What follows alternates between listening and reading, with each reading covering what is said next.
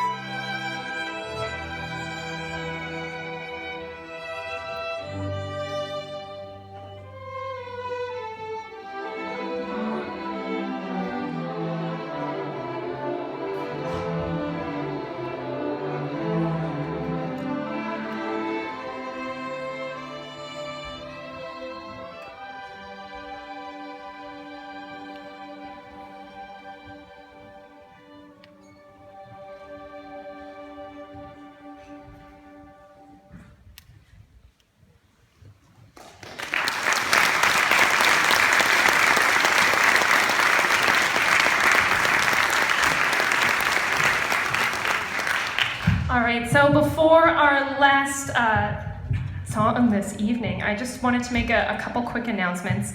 I hope all of you saw that there's a quick reminder about some of the awesome things we have coming up, such as Disneyland. Now, this announcement I have for you is so new, it didn't actually make the program, and that's why I had to write it on a sticky to remind myself.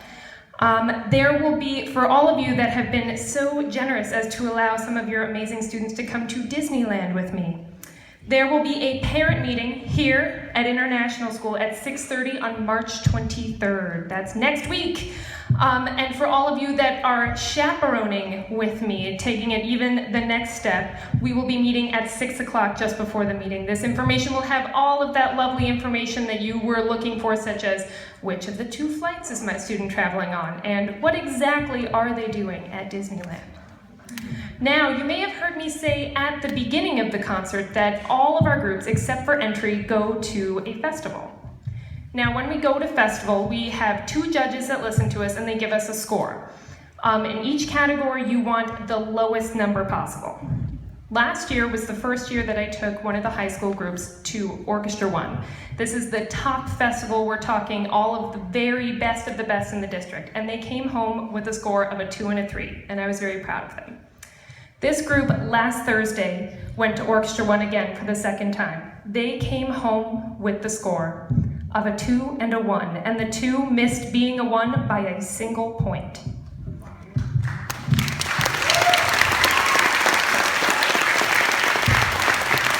Can you believe that that was only a year ago? These are the same people that were in that group only a year ago, and they made that huge an improvement. It's amazing, and I'm exceedingly proud of them, and I've already promised them treats tomorrow. All right, so without further ado, let me introduce Nikki, who's going to introduce our last piece to you.